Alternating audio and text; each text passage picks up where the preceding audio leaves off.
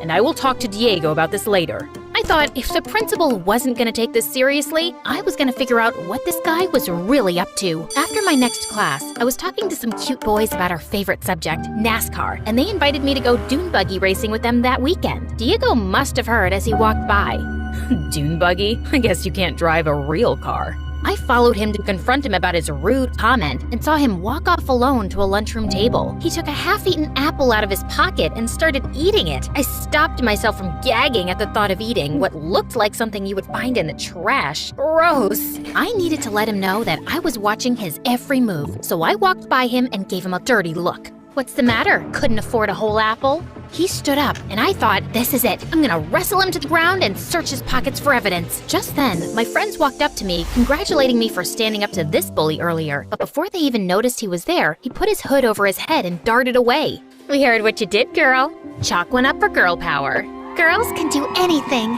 I was loving all the positive attention. I was, after all, the hero of this story, but I couldn't believe he didn't challenge me. I expected more of a fight from my mortal enemy. I was thinking that was the end of it, but the next day, I saw him leaning on a locker and talking to another boy and whispering. As soon as they saw me, they stopped and walked in the opposite direction. My spidey senses were tingling. After school, I waited, hiding under the bleachers to follow him home. I had to see for myself what the deal was. My phone rang, startling me, and I nearly jumped out of my skin. It was my mom. I whispered so that I wouldn't give away my hiding spot. Hi, Mom. I'm kind of busy right now. She asked me to pick up groceries on my way home. I wanted to go to the library. Can I do it after? I felt bad lying to my mom, but I needed to have time to confront this worm, Diego. He came out the back door of the school, walked across the field to a hole in the fence, and slipped through. Gotta go. Love you.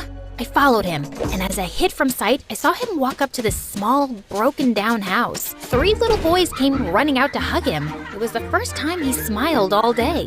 Hi, guys. Come on, let's get you into the house before... Just then, a loud car pulled up to the house, and Diego hurried the kids inside for safety. A very large, scary man leaned out of the window and just stared at Diego. Diego was clearly intimidated by this man. He dove into the house like he was trying out for the swim team. The car spun its wheels, screeching so loudly I had to cover my ears, and it took off down the street. But before it left, I managed to take a picture of